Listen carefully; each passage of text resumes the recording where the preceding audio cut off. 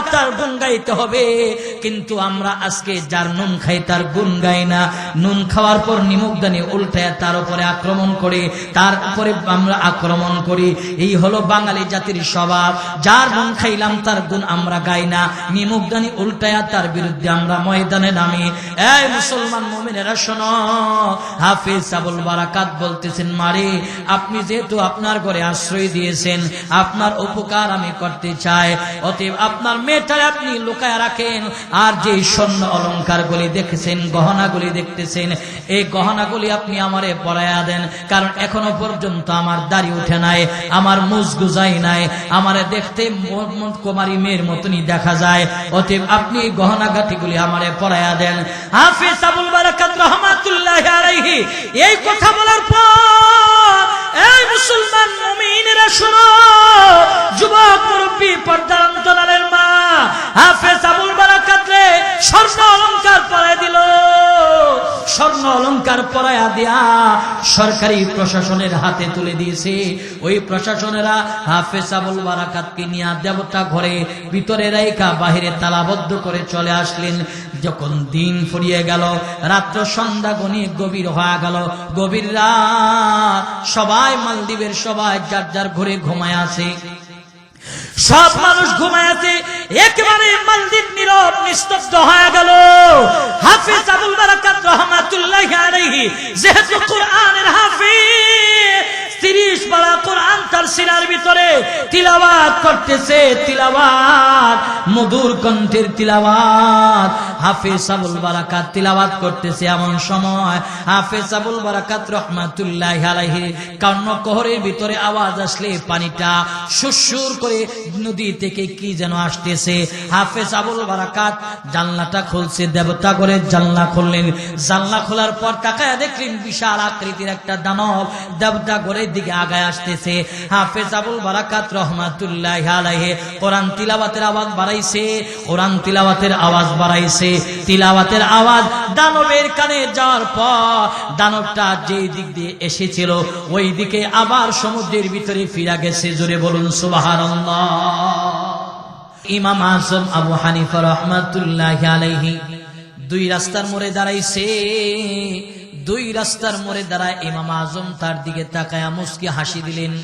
মুস্কি হাসি দিয়া ইমাম আজম বলতেছে, এই আগন্তক, তোমার ডায়েরিতে আমি ইমাম আজমের ব্যাপারে বহু গালি নিয়ে তুমি এসেছো, আমি জানি। অনেক গালি তুমি আমারে আসা যাওয়ার পথে দিয়েছো, বোধহয় তোমার নোটবুকের ভিতরে কিছু গালি বাকি আছে।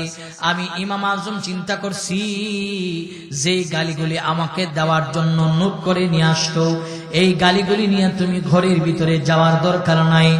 সব গালি আজকে নোটবুকের সব গালি আমাকে তুমি দিয়া যাও। আমি এখানে দাঁড়াইলাম, যত গালি আছে তোমার নোটবুকের ভিতরে যত গালি আছে সব গালি আমি ইমাম আজম রে দিয়া দাও। আমার ব্যাপারে কোনো গালি তুমি ঘরের ভিতরে নিয়ে না দেওয়ার কারণে ঘরের ভিতরে গিয়া কষ্ট করার দরকার নাই। আমি ইমাম আজম এখানে দাঁড়াইলাম, সব গালি আজকে আমি ইমাম আজম রে দিয়া তুমি ঘরে যাও। জোরে বলুন সুবহানাল্লাহ। ইমাম আজম বললেন, সব গালি আমারে দিয়া দাও, একটা গালিও ঘরে নিয়ে যাইবে না। ওই হিংসা পোষণ করনেওয়ালা আশ্চর্য হয়ে গেল, এটা কেমন মানুষ, এতগুলি গালি দিলাম, একটা গালিও আমারে দেয় না, আমার দিকে চোখ রাঙে তাকাই না। আশ্চর্য হয়ে গেছে। ইমাম আজমের হাতে দইরা বলতেছে, ইমাম আজম ভুল করছি, এতদিন বুঝি নাই আপনি এত চমৎকার আখলা কলা। হে ইমাম আজম, আপনারে গালি দিয়েছি না বুঝা, আপনার হাতে ধরছি, আপনার কাছে মাপ চাই, মাফ করে দেন। আমার ব্যাপারে আপনার দিলের ভিতরে কোনো কষ্ট রাখবেন না। এই মুসলমান মুমিনেরা শোনো, যুবক মুরব্বী পর্দার অন্তরালের মা বোনেরা, ইমাম আজম তারই বুকে নিছে, বুকে নিয়া বলে, শোনো শোনো, তুমি আমারে বহু গালি দিয়েছো, আমি তোমার ব্যাপারে কোনো হিংসা হৃদয়ের ভিতরে নেই নাই, তোমার ভিতরে, তোমার আমার অন্তরের ভিতরে তোমার ব্যাপারে কোনো ক্ষোভ নাই। তুমি আমারে যতটা গালি দিছো আমি ততটা দোয়া তোমার জন্য করেছি। সুবহানাল্লাহ। এটাই হলো আখলাক, উত্তম আখলাক। কিন্তু আমাকে আপনাকে কেউ গালি দিলে পাল্টা যদি প্রতিবাদ প্রতিশোধ না নিতে পারি, দৌড়ে বাড়িতে আসি, আইসা বলি, ছোট ভাইয়ের আব্দুল করিম ঘরের ভিতরে সবচেয়ে মোটা লাঠিটা বের করে কি হয়েছে বলে উত্তরপাড়ার জব্বার আমাকে গালি দিয়েছে, যতক্ষণ পর্যন্ত ওর মাথায় লাঠি না ঘোরাতে পারবো ততক্ষণ পর্যন্ত আমার রাগের মাত্রা টেম্পারেচার যে ফুল হয়েছে এটা আর নরমাল হবে না। আখলাকে পয়গম্বরীর কোন আদর্শের ভিতরে এই আখলাক পড়ে না। আমার রাসূলের আখলাক কত সুন্দর ছিলেন, আমার রাসূলের আখলাক এতটাই সুন্দর ছিলেন, কেউ রাসূলকে গালি দিলে নবী আমার মুস্কি হাসির মাধ্যমে সেটার জবাব দিতেন। ধরে বলুন সুবহানাল্লাহ। আর আমরা সেই নবীর উম্মত, দাবি করি নবীর সাথে জান্নাতেও যেতে চাই। আজকে আমার কেউ গালি দিলে দররে মাররে কাটরে ফাররে ওর বাড়িতে গিয়ে আক্রমণ করি, ওর ঘরটা জ্বালায় দেওয়ার চেষ্টা করি। এটা আখলাকে পয়গম্বরীর কোন আদর্শের ভিতরে পড়ে না, কোন আদর্শের ভিতরে পড়ে না। প্রিয় ভাইয়ের আমার নবীর আদর্শ কত সুন্দর ছিলেন। আল্লাহর নবী ইলা কালিমাতুল্লাহর দাওয়াত নিয়ে একদিন ঘর থেকে বের হইছে, আর রাসূল আমার দাওয়াত দিতেছে, এমন সময় একজন বিদুইন আমার আপনার নবীর সামনে পড়ছে। আল্লাহর নবীর সামনে দাঁড়ায় অকাথ্য ভাষায় আমার আপনার নবীকে গালি দিতেছে। আল্লাহ রাসূল তার দিকে ফেল ফেল করে তাকায় রইছে। ইহুদির গালি দেওয়া শেষ, আমার আপনার নবী মুচকি হাসি দিয়া বলেন, ইহুদি ভাই আপনি এতক্ষণ দাঁড়িয়ে এখানে আমাকে গালি দিয়েছেন, আপনার জবানে কোনো কষ্ট পেয়েছেন কি? জোরে বলুন সুবহানাল্লাহ। ইহুদি বলে এটা কেমন মানুষ, আসলেই তো আজীব মানুষ যে এতক্ষণ গালি দিলাম, একটা গালি না দিয়া প্রতিবাদ না করে আমাকে জিজ্ঞেস করতেছে জবানে কষ্ট পেয়েছি কিনা। ইহুদি আশ্চর্যান্বিত হয়ে গেল, আমার আপনার নবীকে জিজ্ঞেস করতেছে আপনি নাকি নবী? বলে হ্যাঁ। বলে আপনি যে নবী হইছেন তার কি প্রমাণ আপনার কাছে আছে? আল্লাহ রাসূল বলেন কি প্রমাণ লাগবে? বেদুইন দিক বিদিক নজর করলো, দিক বিদিক চক্রের তাকায়া পাহাড়ের উপরে তাকালো, পাহাড়ের উঁচু টিলায় তাকায়া বেদুইন দেখলেন পাহাড়ের উপরে বিশাল বড় গাছ দেখা যায়। গাছের দিকে তাকায়া আল্লাহর নবীকে বলতেছেন, পয়গম্বর ওই যে পাহাড়ের উপরে বিশাল বড় গাছ, এই গাছ যদি ভাসমান হয় আপনার সামনে ঈশা কালিমা পড়ে স্বীকারোক্তি দে, এরপরে বিশ্বাস করবো আপনি নবী। আমার আপনার নবী আমার শাহাদাত অঙ্গুলি উঠাইছে। এই মুসলমান মুমিনেরা শোনো, যুবক মুরব্বী পর্দার অন্তরালের মা, আমার নবী শাহাদাত অঙ্গুলি উঠাইছে। শাহাদাত অঙ্গুলি উঠায়া পাহাড়ের গাছকে ইশারা করেছে, ইশারা করা মাত্র পাহাড়ের গাছ ভাসমান হয় আমার আপনার নবীর সামনে আসলো। নবীর সামনে ঈশা পাহাড়ের গাছ থেকে কালিমার আওয়াজ বের হইতেছে। আল্লাহর পয়গম্বর বেদুইনকে বললেন, এই ইহুদি ভাই এখন তুমি কালিমা পড়ো। ইহুদি বললেন, গাছ বললে চলবে না, গাছটা যে ওখান থেকে শিকড় নিয়ে আসছে, এই শিকড় থেকে কালিমার আওয়াজ বের হতে হবে। এই মুসলমান মুমিনেরা শুনো, আল্লাহর নবী আমার বলতে হয় না, গাছ থেকে যেমন কালিমার আওয়াজ বের হলো, গাছের শিকড় থেকেও কালিমার আওয়াজ বের হইতেছে। আমার পয়গম্বর নবী আরবীর মুজিজা দেখার পর বেদুইন চোখের পানি ছেড়ে দিয়া বলেন, নবী আমার এতদিন বুঝিনি আবু জাহেল, আবু লাহাব, উকবা, শাইবা, ওয়ালিদ ইবনে মুগীরা, আস ইবনে ওয়াইল যারা মক্কা নিয়ন্ত্রণ করে এরা বাধা দিত আপনার সামনে যেন না আসে।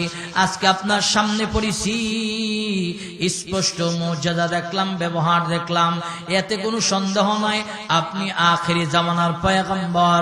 এই মুহূর্তে এখনই আমাকে কালিমা পড়ায় মুসলমান বানায়া দেন। আল্লাহর পয়গম্বরের হাতে বেদিন হাত রাখছে, নবীর হাতে হাত রেখা কালিমা পড়ে মুসলমান হয়ে গেল। এখানে আমার আপনার জন্য সবক এবং শিক্ষণীয় বিষয় হলো, নবী আমার যদি বেদুইনের প্রতিটা গালি জবাবে গালি দিত, বেদুইন কিন্তু আকৃষ্ট হতো না, মুসলমান হতো না। বেদুইন আমার নবী গালি দেয় নাই, বেদুইনের মনের ভিতরে নবীর মহাব্বত জমা হয়েছে, ভালোবাসা জমা হয়েছে, ভালোবাসা জমা হওয়ার দরুন কালিমা পরে মুসলমান হয়েছে। এই কারণে আল্লাহর নবী বলেন, কোন বিষয়ে রাগ ওঠার পর কাউরে গালি দিবা না, সবর করবা, ধৈর্য ধারণ করবা, কারণ ধৈর্যের প্রতিদান দেয় কে? জোরে বলেন, ইমানের আওয়াজে বলেন দেয় কে? জোরে একটা চিল্লায় ডাক দিন, ইয়া আল্লাহ। আরো বলেন, জোরে আওয়াজ দিয়ে বলেন, ইয়া আল্লাহ। বলেন সুবহানাল্লাহ ওয়ালহামদুলিল্লাহ ওয়ালা ইলাহা ইল্লাল্লাহ আল্লাহু আকবার। ধৈর্যের প্রতিদান দুনিয়ার কোন মানুষ না দিল, একমাত্র আল্লাহ দে।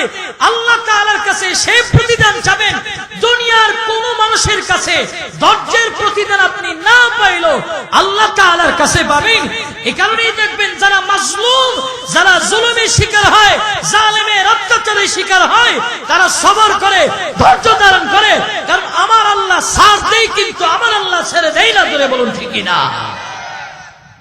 আল্লাহ তাআলা ফেরাউন, নমরুদ, হামান, সাদ্দাত এদেরকে আল্লাহ তাআলা সাথ দিয়েছে, করতে থাকো, কিন্তু আমার আল্লাহ সাথ দেয় নাই।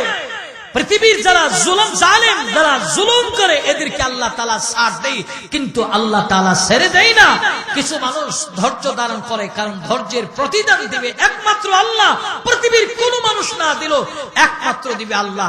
এ কারণে আপনার উপরে কেউ জুলুম করলে ধৈর্য ধারণ করবেন, আপনাকে কেউ গালি দিলে ধৈর্য ধারণ করবেন, সবর করবেন, এর প্রতিদান দিবে আল্লাহ। তবে হ্যাঁ, শরীয়তে ইসলামে রাগ জায়েজ, শরীয়তে ইসলামে রাগ জায়েজ। কখন? প্রিয় ভাইয়ের আমার, কিন্তু আজকে দেখা যায়, আজকে আমাকে কেউ গালি দিলে, নিজেরই কেউ গালি দিছে, আমার আঘাত করে গালি দিছে, তখন আমার রাগ ওঠে। আমার দলের নেতারে কেউ গালি দিছে, তখন আমার রাগ ওঠে।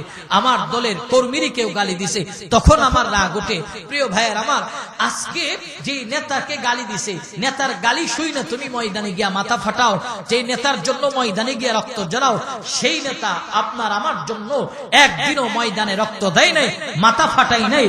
আরে জীবন দিবেন, রক্ত দিবেন ওই নেতার জন্য, যেই নেতা 63 বছর জীবনে উম্মতের জন্য কন্দন করে গেছে। এখনো পর্যন্ত রওজা আথারে উম্মতের ব্যথায় ব্যথিত, যতক্ষণ পর্যন্ত এই উম্মতকে আল্লাহর জান্নাতে না নিয়ে যাবে, ততক্ষণ পর্যন্ত কিয়ামতের ময়দানে সিজদা থেকে মাথা উঠাবে না।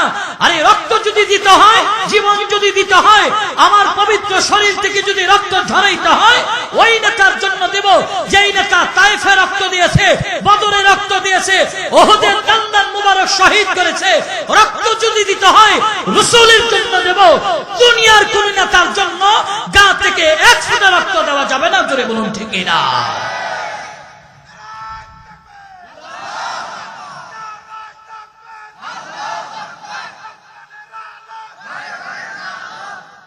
সম্মানিত সুধী, আজকে আমরা দুনিয়ার নেতার জন্য রক্ত দেই, দুনিয়ার নেতার জন্য ময়দানে মাথা ফাটায়। খেয়াল করেন, শরীয়তে ইসলামে রাগ জায়েজ কখন? যখন কেউ আমার কোরআনকে গালি দেয়, যখন আমার ইসলামকে আঘাত করে কেউ কথা বলে, কোন দাড়িওয়ালা, টুপিওয়ালা, মসজিদের ইমাম, খতিব, মাদ্রাসার তালিবে আজিজকে নিয়ে কেউ গালি দেয়, তখন আমার রাগের মাত্রা বাড়াতে হবে। আমাকে কেউ গালি দিছে, তখন রাগের মাত্রা নয়, তখন সবর এবং ধৈর্য ধারণ করতে হবে।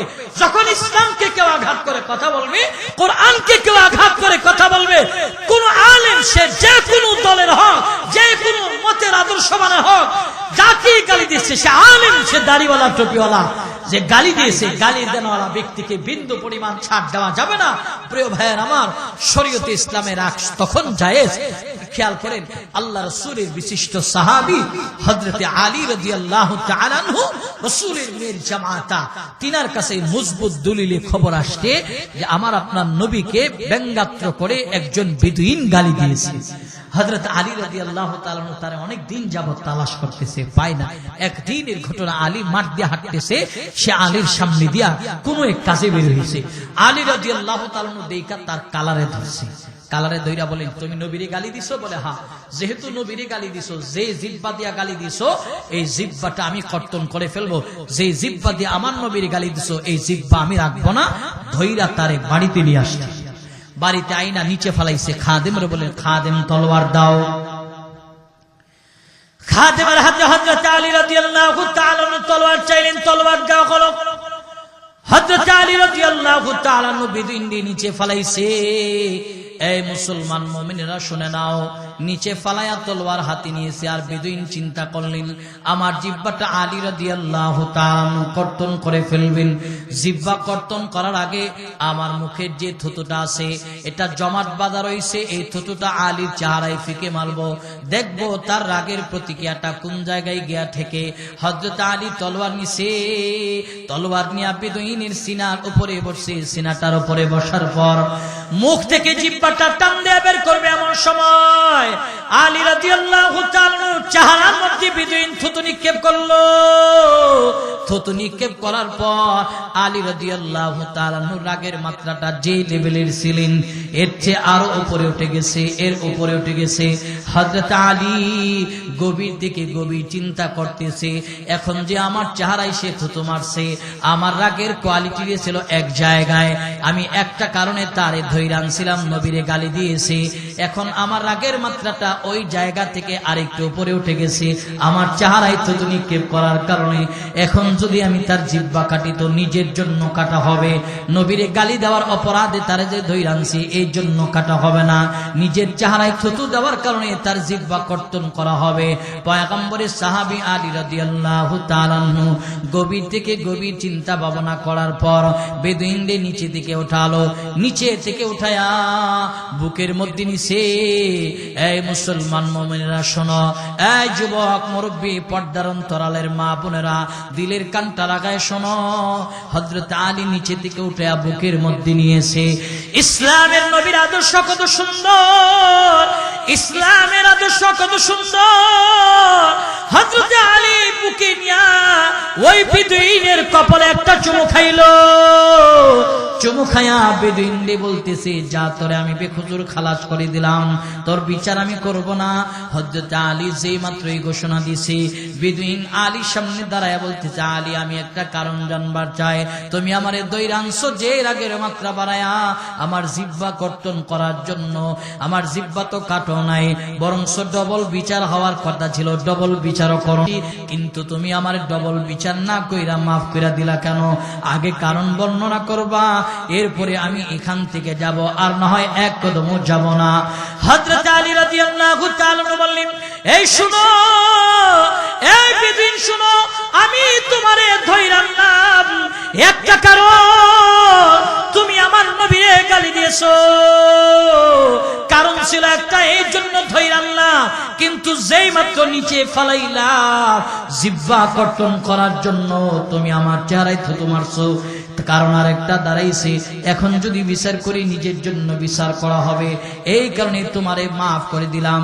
বেদুইন চোখের পানি ছাইরা হযরত আলীর চেহারার দিকে তাকায়া বলতেছে, এই পয়গম্বরের সাহাবী আলী, ইসলামের নবীর কাছ থেকে এত সুন্দর আদর্শ তোমরা শিখছো, এত সুন্দর আদর্শ শিখছো, এতদিন নবীর চিনি নাই, আজকে নবীর কাছ চিনিছি, আজকে নবীর আখলাক আর ব্যবহার তোমরা যে আখলাক শিখছো দেখেছি, যেই জবান দ্বারা গালি দিয়েছি নবীরে, ওই নবীর কাছে আমার নিয়ে যাও, এই জবান দ্বারা আমি নবীর হাতে হাত রেখে কালিমা পড়ে মুসলমান হয়ে যাব। জোরে বলুন সুবহানাল্লাহ। ইসলামের আদর্শ তো এতটাই সুন্দর, এই কারণে কেউ গালি দিলে আপনি সবর করবেন, তাৎক্ষণাৎ রাগ দেখাবেন না। আপনারা কেউ গালি দিছে, আপনি যদি সবর কইরা আপনি তারে বলেন, দোস্ত তুমি যে আমার গালি দিছো, এই গালিটা আমার জন্য কল্যাণের দোয়া করেছে, যদি এই মেজাজ আপনি পয়দা করতে পারেন, আপনার কোনো শত্রু থাকবে না, আপনার কোনো শত্রু থাকবে না। কেউ আপনারে গালি দিছে, আপনি গালিটা শোনার পর যদি বলেন, দোস্ত তুমি যে আমারে গালি দিছো, এই গালিটা আমার জন্য দোয়া, তখন ওই মানুষটার হৃদয়ের ভিতরে অনুভূতি জাগবে, অনুভূতি যে এই লোকটারে গালি দিলাম, সে আমারে গালি না দিয়ে আমাকে এত সুন্দর ব্যবহার দেখাইছে, অতএব এই লোকটার কাছে আমি ক্ষমা চাওয়ার যোগ্য, ক্ষমা চাইতে হবে। দেখবেন সে হৃদয়ে অনুভূতি জাগবে, আপনার কাছে আই সেই ক্ষমা চাবে। আর আপনি যদি তার মাথায় সে একটা গালি দিছে, আপনি দুইটা গালি দেন, তখন শত্রুতা ওই জায়গায় বাড়বে, আপনাকে সে রাস্তাঘাটে পাইলে তার সাঙ্গু পাঙ্গুদেরকে নিয়ে আপনার উপরে চড়াও হয়ে আক্রমণ করবে। এ কারণে ধৈর্য ধারণ করতে হবে, সবর ধারণ করতে হবে, গালি নয়, কেউ গালি দিলে তার জন্য কল্যাণের দোয়া করতে হবে। এটাই হলো নবীর আদর্শ। জোরে বলুন সুবহানাল্লাহ। এটাই হলো নবীর আদর্শ। প্রিয় ভাইয়ের আমার, অনেক ক্ষেত্রে দেখা যায় আমরা দাড়িওয়ালা টুপিওয়ালাদেরকে গালি দিই, এই যে মসজিদের ইমাম খতিবরে আমরা গালি দিই, তালিবে আজিজকে নিয়ে সমালোচনা করি, মাদ্রাসার তালিবুল ইলমদেরকে অনেক সময় আমরা গালি দিই। এদেরকে যে আমরা গালি দিই, একটাবার চিন্তা করেন, এরা কিন্তু আমাদেরকে গালি দেই না। একজন মসজিদের ইমামকে নিয়ে আপনি দোকানে বসে সমালোচনা করেন, খতিবকে নিয়ে দোকানে বসে সমালোচনা করেন, গালি দেন, বিদ্বেষ রটান, তারা কিন্তু গালি দেই না। এরা আমাদের জন্য কল্যাণের দোয়া করে। কেমন? একজন ইমামের প্রতিটা মুনাজাতে মহল্লার কল্যাণ, দেশের কল্যাণ, জাতির কল্যাণের উদ্দেশ্যে দোয়া থাকে। একটা তালেবে আজিজ মাদ্রাসা পড়ুয়া ছাত্র, এই যে আপনাদের এই এলাকার মাদ্রাসা সুন্দর একটা প্রতিষ্ঠান হয়েছে, কত সুন্দর পরিবেশ। মাদ্রাসার তালিবে আজিজরা অনেক সময় আমরা গালি দিই, মাদ্রাসার তালিবে আজিজকে আঘাত করে কথা বলি, এদেরকে আঘাত করে কথা বলি। এদের প্রতিটা মুনাজাতে আমাদের জন্য কল্যাণের দোয়া থাকে। এই যে আমরা গুনাহ করে ঘুমায় যাই, আল্লাহ তাআলা রব্বুল আলামিন আমাদেরকে ধ্বংস করে দিতেন, দেই না কেন? এই যে মাদ্রাসার তালিবে আজিজরা রাত 4টা বাজে ওইটা ঘুম থেকে তাহাজ্জুদের নামাজ পড়া আল্লাহর কালাম নিয়ে কথা বলে, আল্লাহ বলেন আমি আযাব গজব ঢেলে দিতাম, দেই না। একমাত্র কেবলমাত্র হাফেজে কোরআনরা আমি আল্লাহর কালামের সাথে কথা বলার কারণে ওই জায়গা থেকে আমি এলাকার গজব উঠায় নেই। জোরে বলুন সুবহানাল্লাহ। আপনারা তো খুব ভাগ্যবান, এই এলাকায় একটা মাদ্রাসা হইছে, এই যে তিলাওয়াত হইতেছে। মনে করিয়েন না যে তেলাওয়াতের কোনো বরকত নাই, বরকত আছে। তিলাওয়াতের কেমন বরকত? যেই এলাকার কোরআন তেলাওয়াত বেশি বেশি হয়, ওই এলাকার ব্যবসায়ীদের ব্যবসায় আল্লাহ বরকত দেয়, চাকরিজীবীর চাকরিতে বরকত দেয়, ফসলি জমি যারা করে এদের কৃষি জমিতে আল্লাহ তাআলা বারাকা দেয়। এই এলাকার আসমানি গজব, জমিনি গজব, সব গজব আল্লাহ উঠায় নেই কোরআন তিলাওয়াতের বরকতে। জোরে বলুন আল্লাহু আকবার। কোরআন তিলাওয়াতের বরকতে এদেরকে আমরা গালি দেই, এরা গালি শুনে, গালি শোনার পর আপনার জন্য কল্যাণের দোয়া করে। এরা হলো শায়েখ শিবলি রহমাতুল্লাহি আলাইহির যোগ্য উত্তরসূরি। শায়েখ শিবলি রহমাতুল্লাহি আলাইহি যুগশ্রেষ্ঠ একজন বুজুর্গের নাম শায়েখ শিবলি। একদিন মাদ্রাসা থেকে তালিম দিয়া দজলা নদীর পাড় দিয়া হেঁটে হেঁটে যাইতেছে, দজলার কিনারা দিয়া। শায়েখ শিবলি রহমাতুল্লাহি আলাইহি দজলার কিনারা দিয়া যাইতেছে, আর দজলা নদীর মাঝখানে কিছু যুবক দুল তবলার আওয়াজে, বাদ্যযন্ত্রের আওয়াজ দিয়া কিছু গান পরিবেশন করতেছে বিভিন্ন অঙ্গভঙ্গিতে। শায়েখ শিবলির দেখা এরা গানের মাত্রা আরো বাড়াই দিছে। বর্তমানে যেরকম করে দেখবেন আমাদের সমাজের কিছু যুবক আছে, কোন আলেম দেখলে সে যদি গান শুনে গানের স্পিড ভলিউম আর একটু বাড়াইয়া দেয়, যেন ইমামনি জিজ্ঞেস করে, আলেমনি জিজ্ঞেস করে, এই তোমরা গান শুনতেছে কেন? এই বললি আলেমের সাথে ঝগড়া বাঁধাবে। ঠিক শায়েখ শিবলি দেখার পর কিছু নওজোয়ান তাদের ঢোল তবলার বাদ্যযন্ত্রের আওয়াজ বাড়ায় দিয়েছে। শায়েখ শিবলি রহমাতুল্লাহি আলাইহি এদের এই দৃশ্য দেখা নিজের মাথার রুমালটারে টান দেওয়ার সামনে আনছে। শায়েখ শিবলি চলে যাইতেছে, শায়েখ শিবলিরে তারা দেখা অকাত্য ভাষায় গালমন্দ করতেছে। শায়েখ শিবলি এই গালিগুলি শুনছে। শায়েখ শিবলি রহমাতুল্লাহি আলাইহি গালি শুই না, এদেরকে একটা গালি না দিয়া আল্লাহর কাছে কল্যাণের দোয়া করছে। আল্লাহ, এরা বাদ্যযন্ত্রের তালে গান গাইতেছে, আমারে গালি দিতেছে, আমার বংশ নিয়ে কথা বলতেছে। মালিক আল্লাহ, এরা দুনিয়াতে আনন্দ ফুর্তি করতেছে, আল্লাহ এদেরকে তুমি হিদায়াতের নামে দৌলত দাও। আর এরা দুনিয়াতে যেভাবে আনন্দ করতেছে, হিদায়াত দিয়া এরা মারা যাওয়ার পরে এদেরকে একত্রিত ভাবে জান্নাত এমন করে আনন্দ করার একটা ব্যবস্থা করে দাও। জোরে বলুন সুবহানাল্লাহ। অথচ এরা শায়েখ শিবলির চরিত্র নিয়ে কথা বলতেছে, বংশ তুলে গালি দিতেছে, মা বাপরে গালি দিতেছে। শায়েখ শিবলি রহমাতুল্লাহি আলাইহি এদের জন্য কল্যাণের দোয়া করলো।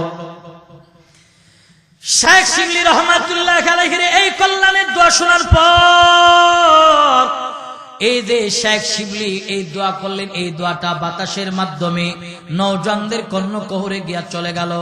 এই মুসলমান মুমিনেরা শোনো, শায়েখ শিবলি রহমাতুল্লাহি আলাইহির এই সুন্দর চমৎকার দোয়াটা নওজোয়ানদের কর্ণকুহরে যাওয়ার পর যুবকরা একজন আরেকজনকে ধাক্কা দিতেছে। দেখছো, যেই শিবলিরে গালি দিলাম, এই শিবলি আমাদেরকে একটা গালিও দিল না, বরংস গালির জবাবে আমাদের জন্য কত চমৎকার দোয়া করলো। অতএব নৌকাটা কাচিবিরা শায়েখ শিবলির কাছে যাইতে হবে, মাপ চাইতে হবে শায়েখ শিবলির দোয়া। শায়েখ শিবলি এত চমৎকার দোয়া আমাদের জন্য করলো। এই মুসলমান মুমিনেরা শোনো, দৌড়ায়া তারা শায়েখ শিবলিরে ধরার জন্য নৌকাটা পাড়ি বিড়াইছে।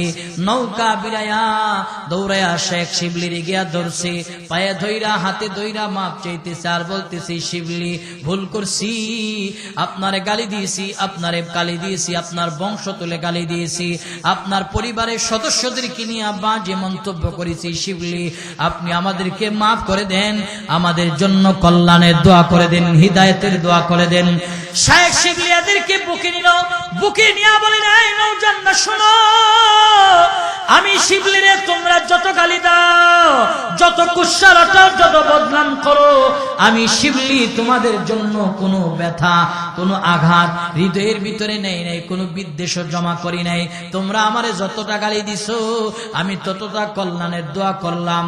মুসলমান মুমিনেরা শোনো, শেখ শিবলি রহমাতুল্লাহ আলাইহি দুইরা যুবকরা কান্না আরম্ভ করলেন। শিবলি, আপনি এত সুন্দর গুণের অধিকারী আমাদের জানা ছিল না, আপনি এত চমৎকার গুণের অধিকারী আমাদের জানা ছিল না। এই যে শেখ শিবলির চমৎকার ব্যবহার দেখা, আচরণ দেখা খারাপ যুবকরা ভালো হয়ে গেছে। এই কারণে আমরা যদি এই আদর্শ গ্রহণ করতে পারি, কেউ আমার গালি দিছে, কেউ আমার আঘাত করে কথা বলছে, আপনি যদি তারে মাফ করে দেন, তাহলে ওই লোকটা দৌড়ে আপনার কাছে ঈশা মাফ চাবে, অনুভূতি পেশ করবে। অতএব এই মুসলমান মুমিনেরা শোনো, গালি দিলে তোমরা সবর করবা, সবর করবা। যেমন করে আলেমরা সবর করে, ধৈর্য ধারণ করে। আলেমদেরকে যত আমরা গালি দিই এরা ধৈর্য ধারণ করে, টুপিওয়ালারা যত গালি দেয় এরা ধৈর্য ধারণ করে। এরা কোনোদিন প্রতিবাদ করে না, এরা আমাদের জন্য কল্যাণের দোয়া করে। আলেমদের মহাব্বত আমাদের দিলের ভিতরে ঢোকাতে হবে, তালেবে আজিজের মহাব্বত ঢোকাতে হবে। আলেমদেরকে গালি নয়, এদেরকে শত্রু নয়, এদেরকে বন্ধু বানাতে হবে। শত্রু বানাইলে কিয়ামতের ময়দানে আফসোস করা লাগবে। এই মুসলমান মুমিনেরা, যুবক মুরব্বী, পর্দার অন্তরালের মা, যদি আমরা আলেমদেরকে দুশমন বানাই, মাদ্রাসার তালিবুল ইলমদেরকে দুশমন বানাই, মসজিদের ইমামদের দুশমন বানাই, কিয়ামতের ময়দানে আফসোস করা লাগবে। শোনো, কিয়ামতের ময়দানে উকবা বিন আবি মুঈত আফসোস করে বলবে, ইয়া ওয়াইলাতা লাইতানি লাম আত্তাখিদ ফুলাদান খলিলা।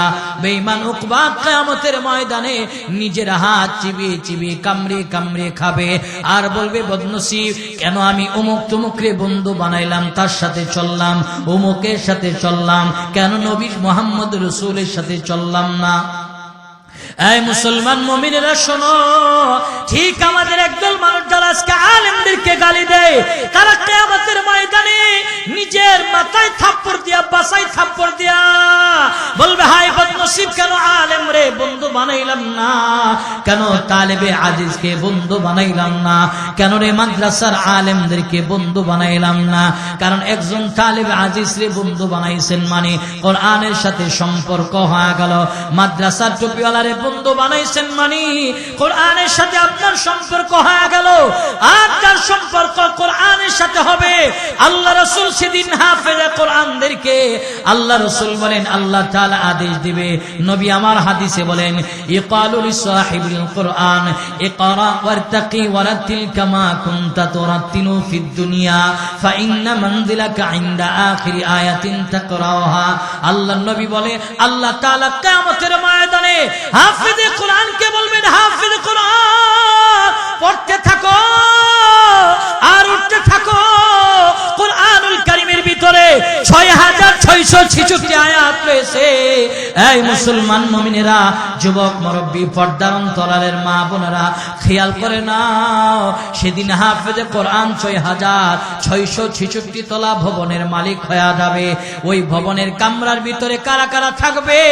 হাফেজে কোরআন বলবে, আল্লাহ এত বড় বিল্ডিং এর মালিক বানাইলা, এই বিল্ডিং এর ভিতরে কাদেরকে নিয়ে আমি বসবাস করব? আল্লাহ তাআলা বলবেন, এই হাফেজে কোরআন, দেখো তোমার এই দুনিয়ায় যারা সহযোগিতা করেছিল, তোমার সাথে ভালোবাসার বন্ধন ছিল, তোমারে মহাব্বত করেছিল, তারা আজকে কোথায়? এদেরকে ধৈরা ধৈরা ধৈরা ধৈরা ওই কামরার মালিক বানায়া দাও। জোরে বলুন সুবহানাল্লাহ। সেদিন আপনার ওই কামরার মালিক হবেন।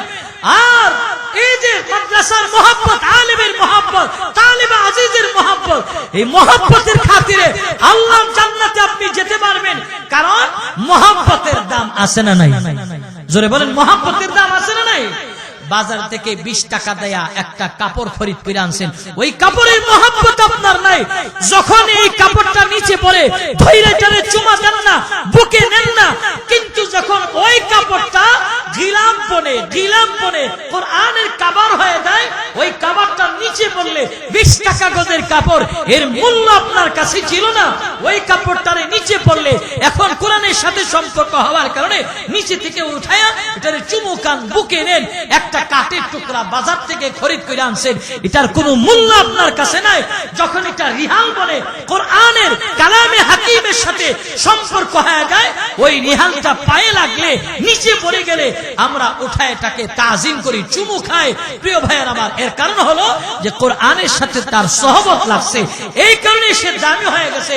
ঠিক আপনারা যারা কোরআনওয়ালার সাথে আলিমের মহব্বত নিয়ে এদের সাথে সম্পর্ক রাখবেন, হতে পারে এই মহব্বতের খাতিরে আপনার খানদানের ভিতরে আল্লাহ তাআলা যুগশ্রেষ্ঠ আলেম পয়দা করে দিতে পারে। জোরে বলুন সুবহানাল্লাহ। আপনাদেরকে একটা ওয়াকিয়া শোনায়। শাহ মুজাদ্দিদুল মিল্লাহ শাহ আশরাফ আলী থানভী রাহমাতুল্লাহি আলাইহি, হিন্দুস্তানের এক বুজুর্গ, তিনি একটা ঘটনা উল্লেখ করেন যে খাজা মিশকি রাহমাতুল্লাহি আলাইহি, হিন্দুস্তানের আরেক বুজুর্গ মিশকি রাহমাতুল্লাহি আলাইহি বলেন যে একটা হিন্দুস্তানে এক মাদ্রাসার পাশে হালুয়া বিক্রেতা হালুয়া বিক্রি করে, 1 পয়সায় হালুয়া বিক্রি করে। 1 পয়সা হালুয়া বিক্রি কইরা ছাত্ররা তার কাছ থেকে 1 পয়সা দিয়ে হালুয়া নেয়, ছাত্রদেরকে 1 পয়সার হালুয়া সমপরিমাণ দিয়া আর একটু বেশি দেয়। একদিন একটা ছাত্র প্রশ্ন করলেন, চাচা আপনি 1 পয়সায় হালুয়া দিয়া একটু একটু বেশি দিন, এর কারণটা কি? বলে এর কারণ হলো আমার স্ত্রী হলো সন্তান সম্ভবা, আমার স্ত্রীর গর্ভে যদি একটা ছেলে সন্তান দেয় আমি তোমাদের মতন মাদ্রাসায় পড়াবো, এই মহব্বতের জায়গা থেকে তোমাদের একটু হালুয়া বেশি দেই। প্রিয় ভাইয়ের আমার, ওই হালুয়াওয়ালার স্ত্রী একদিন স্বপ্ন দেখছে যে একজন বুজুর্গ মুনাজাত করতেছে, একজন বুজুর্গের চেহারা তার হাতে বাইসা উঠছে। স্বামীর কাছে বলতে, স্বামী বললেন এর ব্যাখ্যা এর তাবির আমি করব না। স্বপ্ন দেখার পর যাত্রার কাছে স্বপ্নের ব্যাখ্যা না চাওয়া, একজন খাঁটি আল্লাহওয়ালা মুসলিহ বুজুর্গ মানুষের কাছে স্বপ্নের কথাটা বর্ণনা করা। আমাদের স্বপ্ন 3 ধরনের, রহমানি, খেয়ালি, শয়তানি। প্রিয় ভাইয়ের আমার, খেয়ালি স্বপ্ন হলো সারা দিন আমরা করছি দররে মাররে কাটরে ফাররে। অনেক মানুষ দেখবেন খাটে ঘুমায়ও রাত্রে বেলা কর দররে মাররে কাটরে নিয়া নিলরে। কিছু মানুষ ঘুমায় কয় যে সারাদিন তার খেয়াল ছিল। আরেকটা স্বপ্ন হলো শয়তানি। শয়তানি মানে কি? দেখতেছি আমরা আমাদের বাজারে বৈশাখীরা দুধ চা দিয়া বমরুডি চিবায় চিবায় খাইতেছি, ঘুম থেকে ওইটা দেখি আমার বালিশের কোনায় কামড় দিয়া ধইরা রাখছি। এটা হলো শয়তান। শয়তান দেখাইছে একটা আমলে, আমি বাস্তবে পাইলাম। আর একটা হলো শয়তানি। আরেক ধরনের স্বপ্ন হলো রহমানি, যেটা আল্লাহ প্রদত্ত। স্বপ্ন দেখার পর যাত্রার কাছে বলতে নাই, স্বপ্ন দেখা স্বপ্নে একজন দেখছে যে তার সামনে 2টা দাঁত পড়ে গেছে, সাপে দৌড়াইতেছে। সে যায় সকালবেলা চায়ের দোকানে জব্বরের কাছে গেছে, জব্বর রাত্রেবেলা এমন এক স্বপ্ন দেখছি সাপে দৌড়াইতেছে, দাঁত 4টা সামনে থেকে পড়ে গেছে।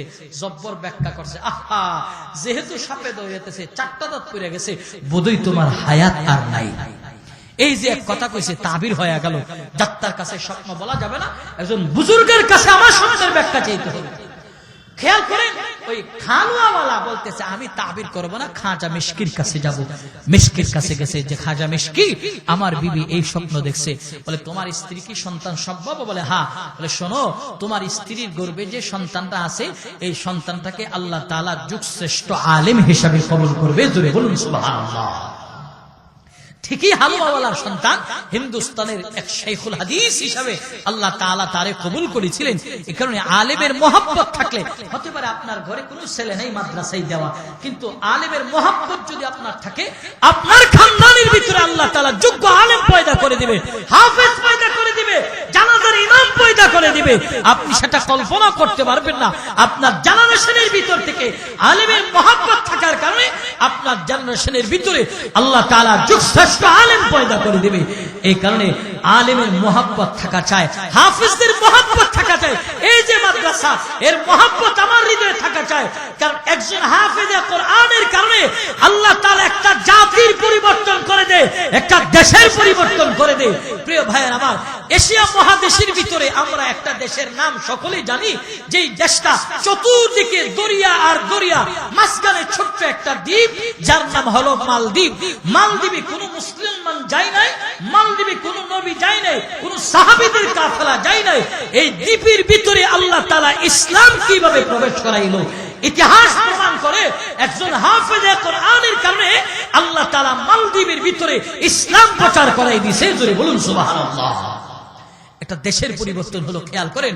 মরক্কোর সফরবিদ আল্লামা ইবনে বতুতা রাহমাতুল্লাহি আলাইহি তার সফরনামায় ইবনে বতুতাই লিখেন, একজন হাফেজে কোরআনের কারণে মালদ্বীপের মানুষ ইসলামের ছায়া তলে এসেছিল।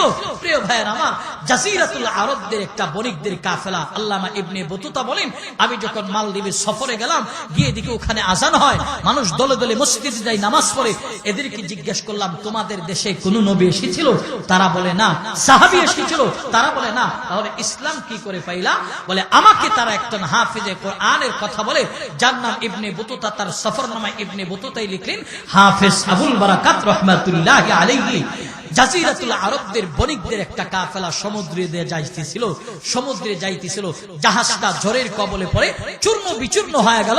জাহাজে যতজন আরোহী নাবিক ছিল, যতজন যাত্রী ছিল, সবাই মারা গেছে। কেবলমাত্র শুধুমাত্র আল্লাহ তাআলা একজন হাফেজে কোরআনকে বাঁচায়া তখ্তের উপরে ভাসাইতে ভাসাইতে মালদ্বীপের কিনারায় নিয়ে গেছে। মালদ্বীপের কিনারে নিয়ে যাওয়ার পর তিনি জ্ঞান ফিরার পর তাকায় দেখলেন কেউ নাই। উনি একটা তখ্তের উপরে মালদ্বীপে ওঠার পর কেউ তার ভাষা বোঝে না, তিনিও কারো ভাষা বোঝে না। অনেকদিন এইভাবে অতিবাহিত হয়ে গেল। আল্লামা ইবনে বতুতা রাহমাতুল্লাহি আলাইহি তার সফরনামায় লিখেন, হাফেজ আবুল বারাকাত রাহমাতুল্লাহি আলাইহি মালদ্বীপে প্রবেশ করার পর কেউ তার ভাষা বোঝে না, তিনিও কারো ভাষা বোঝে না। অনেকদিন মালদ্বীপে থাকলেন। তিনি যখন একটু একটু ভাষা বুঝতে আরম্ভ করলেন, মালদ্বীপের মানুষ তার ভাষা বোঝে।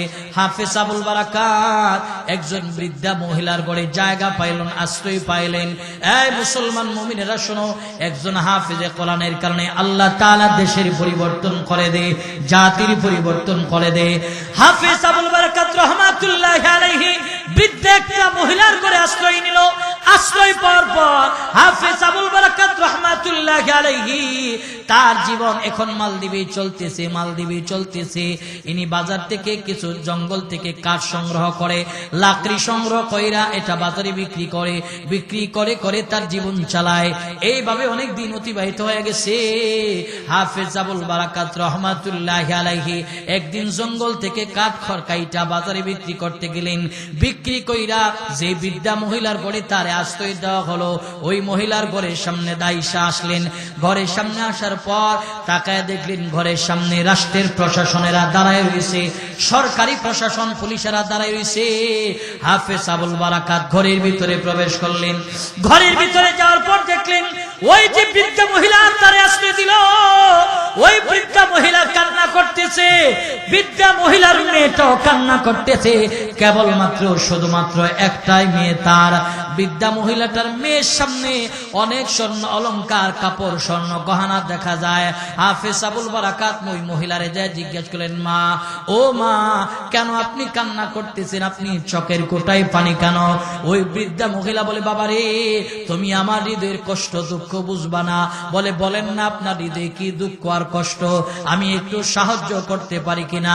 হাফেজ আবুল বারাকাতকে তখন মহিলা বলতেছে, আমাদের দেশের একটা আইন নিয়ম চালু আছে, আমাদের মালদ্বীপের সরকারের পক্ষ থেকে একটা নিয়ম চালু হলো যে সমুদ্র থেকে একটা দানব নাকি উঠে যায়, ওইটা আমাদের মালদ্বীপের মানুষের ক্ষতি করে।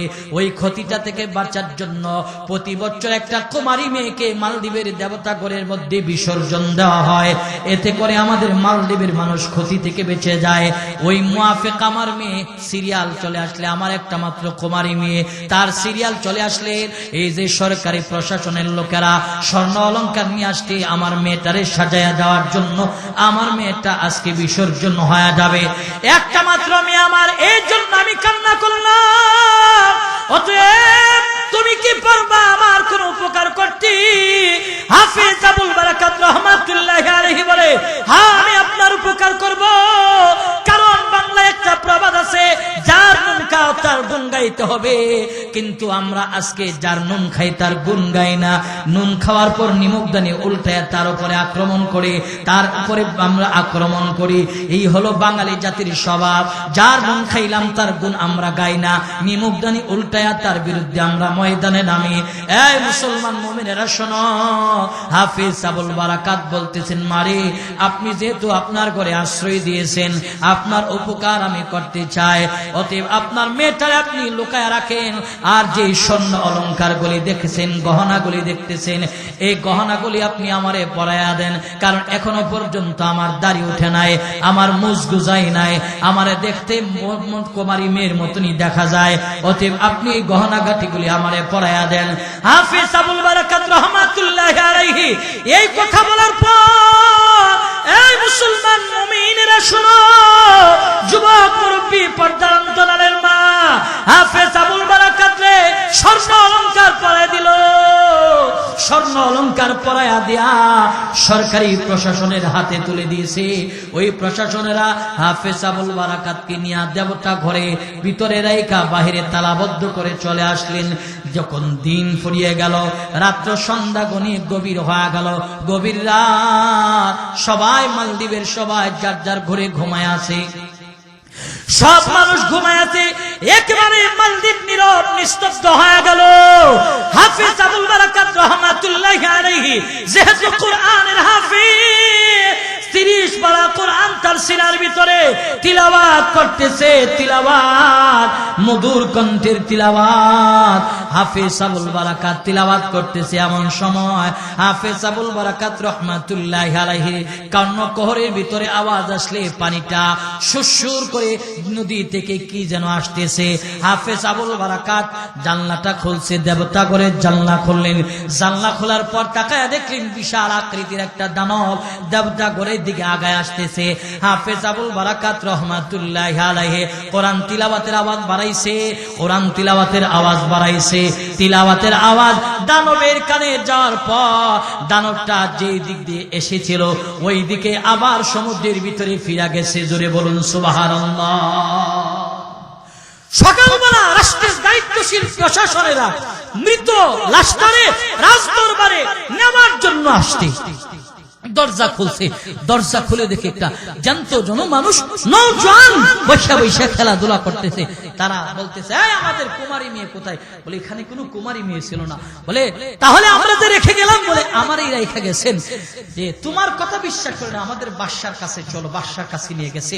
তৎকালীন সময়ে মালদ্বীপের বাদশার কাছে নিয়ে গেছে। বাদশা মহোদয় জিজ্ঞেস করলে, তুমি কি দেবতা করেছিল? বলে হ্যাঁ। তুমি কি ছিল? বলে হ্যাঁ। বলে তুমি যে ছিলা দানব তোমার ক্ষতি করে নাই? বলে না। বলে কেন? ক্ষতি কেমনে করে নাই? বলে যখন দানব উঠে আসতেছিল আমার সিনাই দিয়েছে 30 পারা কোরআন আল্লাহর কালামের তিলাওয়াত যখন করতেছিলাম, দানব যেই দিক দিয়ে এসেছে ওই দিকে আবার ফিরে গিয়েছে, আমার কোনো ক্ষতি করতে পারে নাই। জোরে বলুন সুবহানাল্লাহ। ওই বাদশা তখন বললে, তোমাকে আবার রাখা হবে। তুমি যদি তোমার রবের কালাম, যে কালাম গ্রহণ করেছো, তোমার রব যদি সত্য হয়, তোমার বাণী যদি সত্য হয়, তোমাকে আবার রাখা হবে। ওখান থেকে যদি জীবিত ফিরে আসতে পারো তাহলে আমি তোমাকে ওয়াদা দিচ্ছি, আমি বাদশা একা নয়, মালদ্বীপের সব মানুষকে নিয়ে এক বাক্যে রবের উপরে, ওই রবের উপরে, যে রবের উপরে তুমি ঈমান আনছো ওই রবের উপরে ঈমান এনে আমি মুসলমান হয়ে যাব। সবাইকে নিয়ে আবার তাকে রাখা হলো। ওই ঘর থেকে সে আবার ফিরে আসতে মালদ্বীপের বাদশা, তৎকালীন সময়ের বাদশা সবাই নিয়ে ঘোষণা দিয়া কালিমা পড়ে মুসলমান হয়ে গেল। প্রিয় ভাইয়ের আমার, একটা হাফেজে কোরআনের কারণে একটা দেশের পরিবর্তন হয়ে গেল। অতএব আমার এই মাদ্রাসায় আজকে একজন হাফেজ দস্তরে ফজিলত নিছে, এমন শত শত হাফেজ একদিন দস্তরে ফজিলত নিবে। আর আমরা যখন গুনাহ করে ঘুমায় যায় আল্লাহ ধ্বংস করে দিত, দেয় না কেন? একমাত্র হাফেজে কোরআনের তিলাওয়াতের বরকতে। এদেরকে আমরা আজকে গালি দিই, এদেরকে নিয়ে বিশুদ্ধার করি। আরে এরা তো এমন এক মানুষ, এদের হৃদয়টা আপনাদের জন্য প্রশস্ত, এরা তো এমন কোমল হৃদয়ের মানুষ গালি দিল, আপনাদের জন্য চোখের পানি ফালায়া দোয়া করে। প্রিয় ভাইরা, কারণ এদের অন্তরে ধৈর্য এবং সবরের যে জায়গাটা বিশাল রয়েছে। এরা হলো ইমাম আজম আবু হানিফার যোগ্য উত্তরসূরি। ইমাম আজম আবু হানিফা রাহমাতুল্লাহি আলাইহি আরেকটা ওয়াকিয়া আপনাদেরকে শোনাই।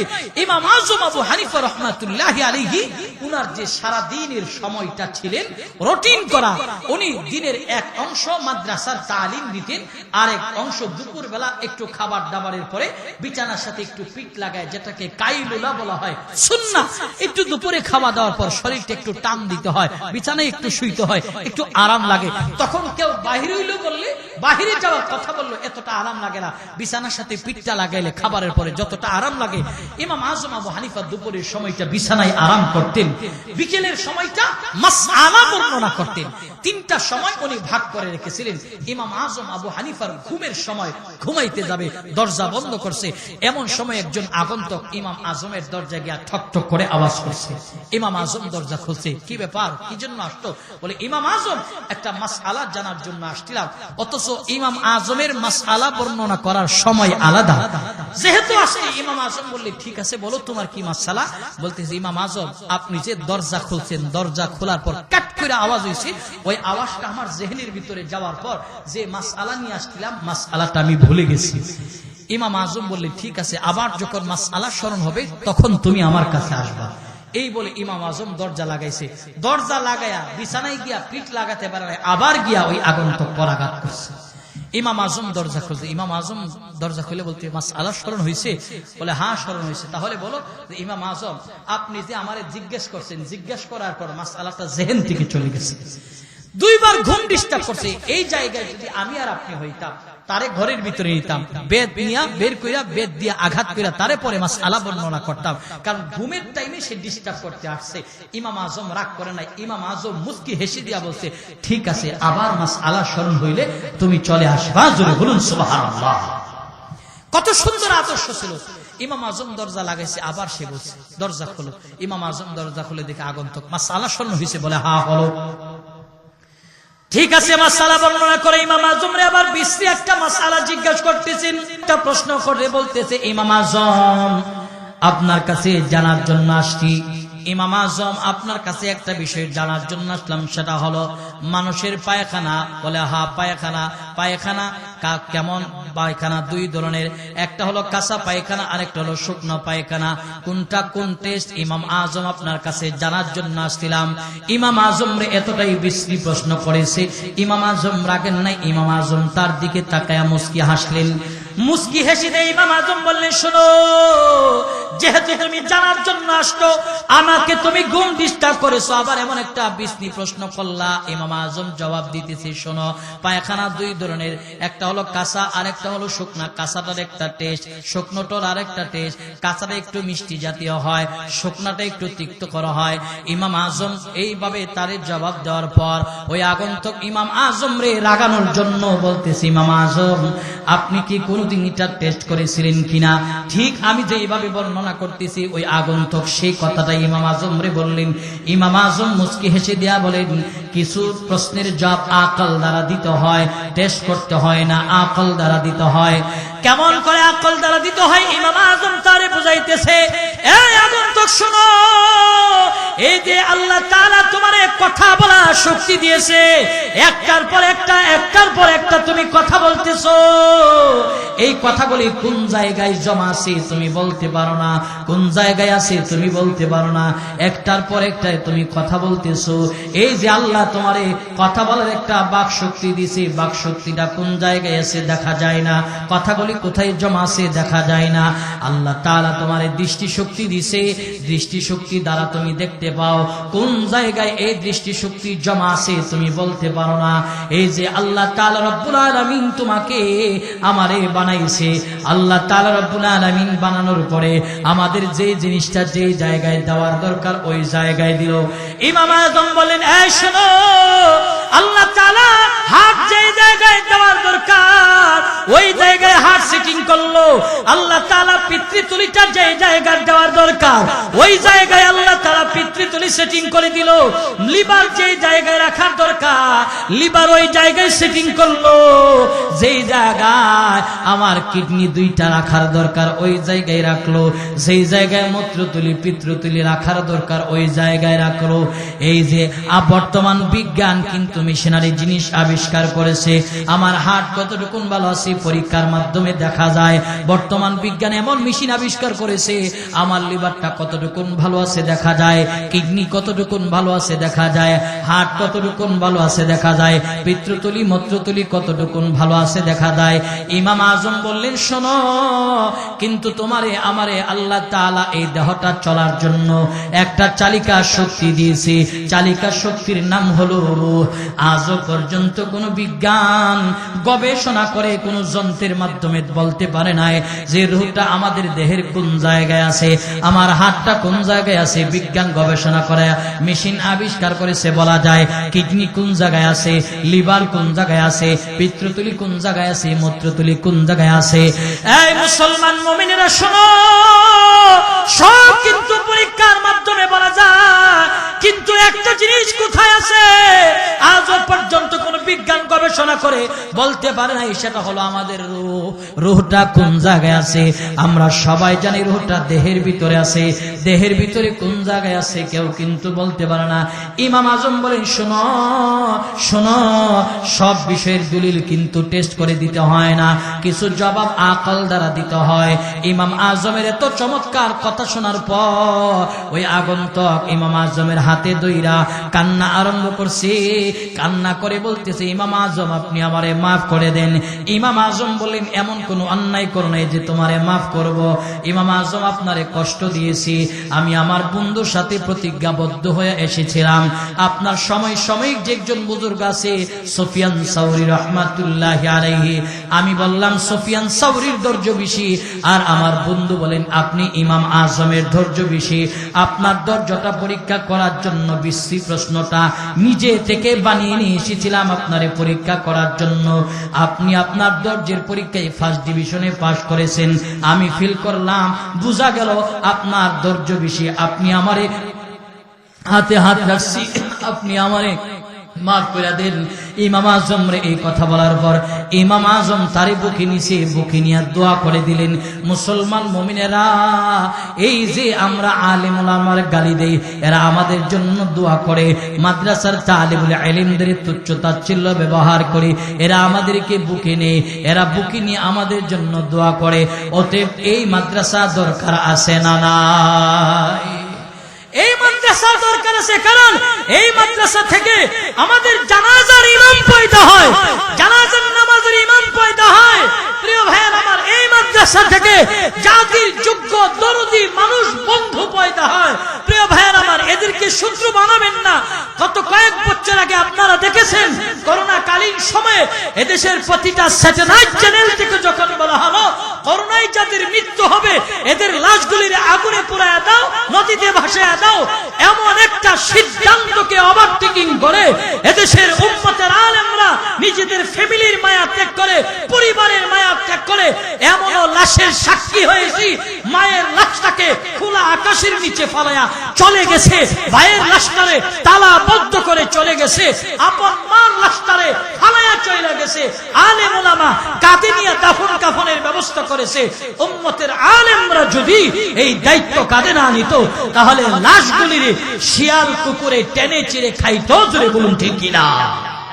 অতএব আলেমদের দরকার আছে, তালিব আজিদের দরকার আছে, মাদ্রাসার দরকার আছে। এই মাদ্রাসা যতদিন থাকবে ততদিন ইসলাম জীবিত থাকবে, ঈমান আমল মানুষের দুরস্ত হবে। আর মাদ্রাসা না থাকলে জাহালাত চতুর্দিকে গ্রাস করবে। প্রিয় ভাইয়ের আমার, এই মাদ্রাসার ভিতরে আমাদের তিনটা জিনিসকে কুরবান করে দিতে হবে, তিনটা জিনিসকে বিসর্জন দিতে হবে, তিনটা জিনিসকে দিয়ে দিতে হবে। এক নম্বর, আমাদের চোখের পানি, আমাদের চোখের পানি। প্রতিটা মুনাজাতে মাদ্রাসার জন্য একটু দোয়া করব, মালিক আল্লাহ এই মাদ্রাসা আমাদের, এই মাদ্রাসার উন্নতি আর তারাক্কি দাও, উন্নতি আর তারাক্কি দাও, উন্নতির শিখরে পৌঁছে দাও।